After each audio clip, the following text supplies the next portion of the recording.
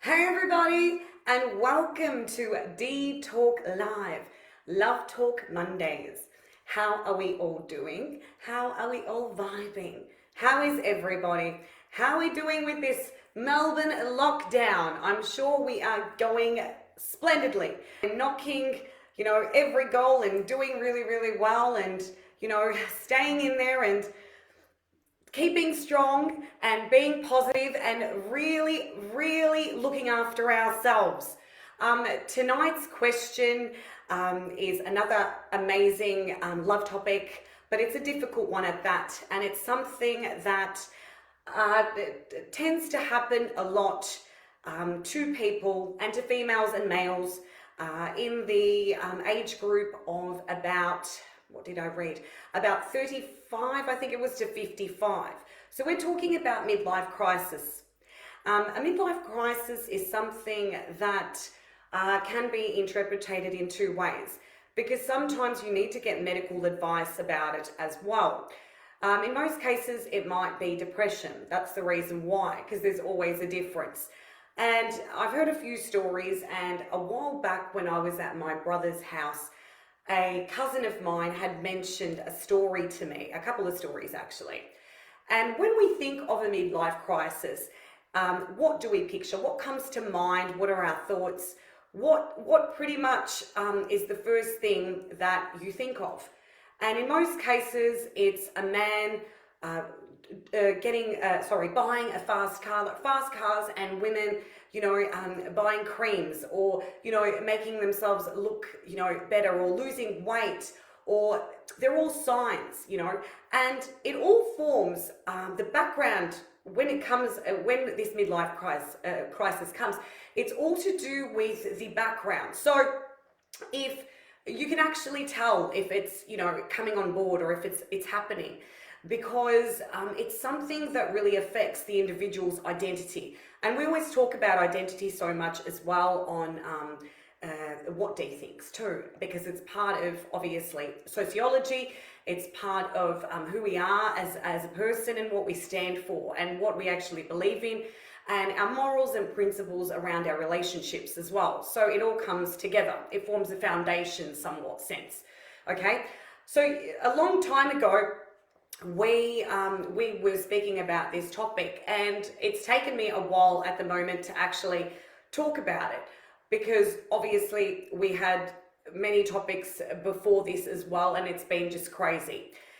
And what basically stood out to me was the fact that so many men, or women, were leading a somewhat double life, in a sense where, they would abandon specific things, or, ditch their responsibilities and take to, being in another relationship, or pretending that, they weren't married, or, being somebody else.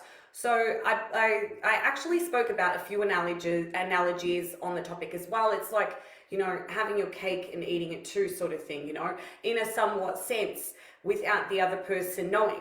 But in reality, it is an illness, and there are many symptoms as well, because it's part of that person's identity that they're really confused about. They're trying to find themselves again. Another thing I also spoke about was, the reasons behind it as well. Maybe, it was the fact that, they had gotten married at a very earlier age in their lives, and it's come to a point now where they don't really know who they are anymore, or they're bored, they're unfulfilled. The relationship that they used to have with this specific significant other person is not what they thought it would be, or what it's become. There are a lot of factors. The communication, the connectivity as well has gone, in that sense as well. So it's quite sad. And the story that I got told was about someone that didn't even show it in that sense, like the symptoms and, of being, unhappy, blah, blah, blah. So it was somewhat sense like he was going through something that no one could understand, because it was part of, his illness that he was dealing with by himself, obviously. because I don't think he had gone to see anybody either. But the story that was told was the fact that he was cheating on his wife, and his wife was a glamour, an absolute glamour. It wasn't even the fact that he was going for somebody younger. She was beautiful. They had a happy home. Apparently, children. Everything was in the mix. But he was living a double life, and eventually he got caught, and that was pretty much it in regards to that relationship. And many people, were hurt. Obviously, the lady was hurt, but the whole family was shocked by the actions by this man, because they didn't actually know that anything was wrong or anything was happening, or something had pretty much gone, wrong along the way. So it's like a journey, but it's a somewhat sense where you start experiencing, many problems and many things that, really affect you. So feeling unfulfilled in life, intense feelings of nostalgia, chronic reminiscence about the past. So it's to do with the past, situations or things that, have come up to the surface. Feelings of boredom, emptiness or meaninglessness, impulsive, often making rash decisions. These are all symptoms, and they're through men and women as well. So these are the following ones that people do suffer from. Dramatic changes in behavior and appearance. Then you've got marital infidelity and constant thoughts about infidelity. So obviously having sex with somebody else, because they're thinking, oh, is this really me? Should I just continue being with the same person over and over again? Constantly comparing oneself to others who seem happier or more fulfilled, And then the last one is intense feelings of regret. So many things come to the surface, and many problems always arise, especially in terms of having a midlife crisis, much to the dismay of society. It's not only a problem in regards to infidelity. It has to do with obviously other underlying problems, which is what I said. And you have to know the difference between somebody that's actually dealing with depression and then somebody else who is actually going through a midlife crisis. And according to the NeuroSpa website, they've basically stated that usually if somebody does go through an actual midlife crisis, they don't actually suffer from depression. So you either, that was one of the statistics that, was quite interesting, I thought, as well. So it's generated by the desire to change one's identity. A middle-aged person who is content with their life, standing, can experience depression, but will not experience a midlife crisis, which I thought was very interesting, because you don't know, you don't know what's going on in somebody's, relationship, in the family dynamic, things that have come up to surface, in order to try and be rectified or, saved possibly. But it is a somewhat illness, and that's where a lot of help needs to be pretty much asked for. You need to go out and ask for the help, go and see somebody, especially if you're having such a hard time coping or dealing with the fact that your life is the way that it is, and you're quite confused about your identity, or you don't know who you are. Because many times, and as I've said, our identity tends to change throughout the years, and we start asking that question about who we are, why we've come here, and what pretty much we're here to do, in regards to our life purpose as well. So they're all subordinates, especially with, love and, being in a relationship. And that's why I thought tonight this question is so relative. And yeah, so the relationship that I was talking about earlier, he was living a double life. He, didn't say much. He was hiding a lot of things, but then obviously the whole, looking better, going to the gym a lot more, buying expensive, cars, flashy cars, being in that somewhat sense of being young again, because maybe it wasn't something that was habitual back then. It wasn't something that they thought, because you've got that sort of, the ideology in your mind of, oh, you're going to get married and you're going to have kids, and that's it, and the excitement leaves the whole dynamic. And that's why I say with relationships, try and spice up things. Try and bring something to the surface where it's still going to work with you and your partner. I know it's hard sometimes and it gets lost along the way, but communication is the biggest key to any relationship, and what you really need to try and make work in your relationship. In contrast with midlife crisis, symptoms of midlife depression include, so these are the things that people actually go through while they're in depression. So midlife depression, okay? So, a crisis is somewhat different and that's what we've established tonight. So changes in sleep habits, either insomnia or sleeping too much, changes in appetite. We all know these, and these are the types of things that we need to really get self-help with. Go to, a professional, a medical professional, in order to really help you get through these types of symptoms, and obviously illnesses as well. Elevated levels of anxiety, fear, worry, withdrawal from social interactions, loss of interest in sex, and the list goes on and on and on. So there's a lot that can be obviously covered, and it's such a hard one, to fathom. And tonight it's something that I really needed to speak about, because it's not, at the end of the day, it's not like the person's actually cheating on you. They're cheating on your whole world, because it's your life, it's the relationship, and the person that you once knew being that person is a completely different person. As I said before, it's like when people are living double lives and pretending to be somebody that they're not, and then they've been found out, and it's like shock horror to everybody else. That's where obviously we need to communicate this message and get it out there, because it is quite important, because you might not know that your partner's actually going through something like this. And as I said, it starts from the age of 35 to 55. So that is quite a large gap that needs to be covered and really spoken about out and openly. Mental illness for me is one of the most important topics that I talk about on Dee Talk Live, because I obviously suffered from anxiety when I was quite young, as many of my young millennial girls or boys would have at an earlier age. And it really did affect my, my life and my well-being and my probability of life as well. And the wanting to keep on going. It's something that, really needs to be put out there. It's something that people are actually scared to talk about.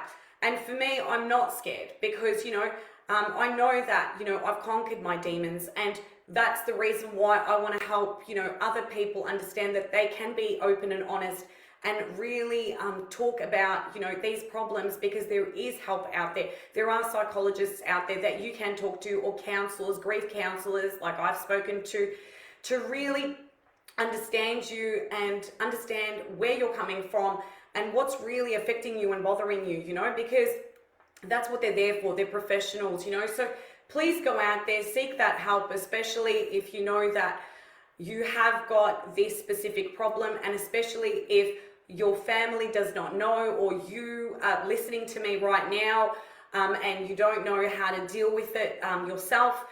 Go seek some advice, see what they can do for you. I understand that we change within a society, we change as people, and your identity consistently changes, but you've got to think of the foundation that you've already built, and build from that, and see if you can salvage that, or possibly just move on if that's what you need to do. You know what's right for you at the end of the day. I can't tell you what to do. As I've said, I can only give you my opinion, and I can help as much as I can. Hey Libby, hey Georgia, hey to everybody out there. Sorry guys, I've been so busy with this, full on topic tonight. Thank you again to everybody for joining me. You guys are beautiful. I love you.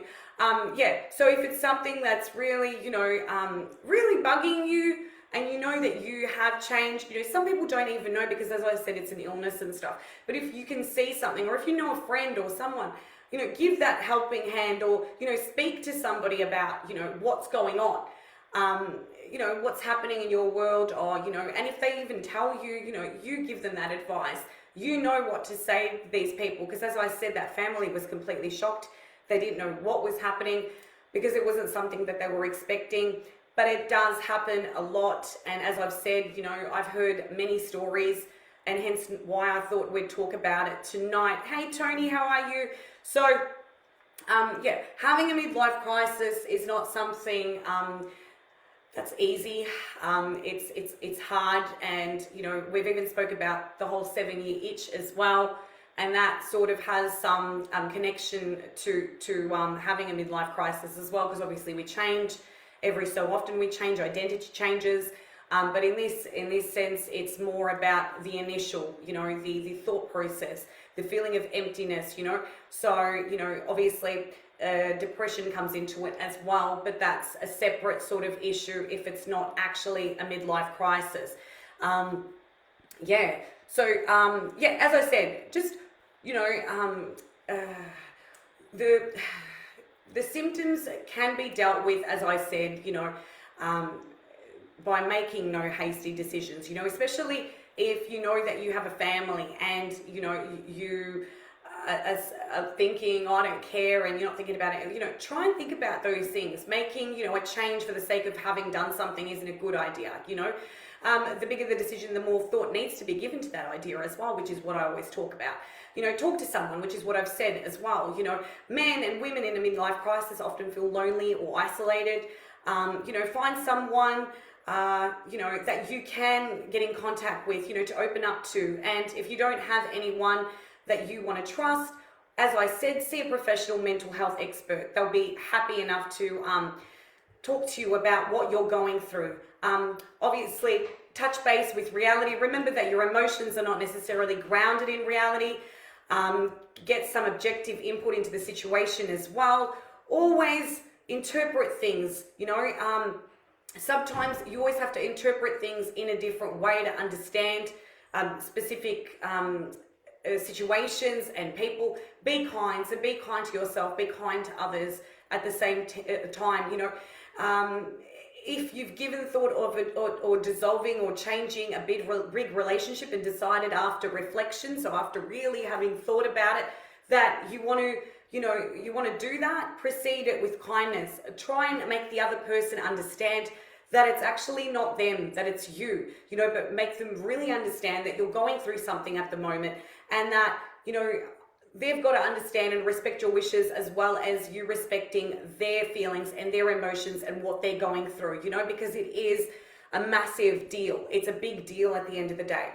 And, you know, throughout a relationship, we always have to respect one another in order to get, you know, that big, like the big,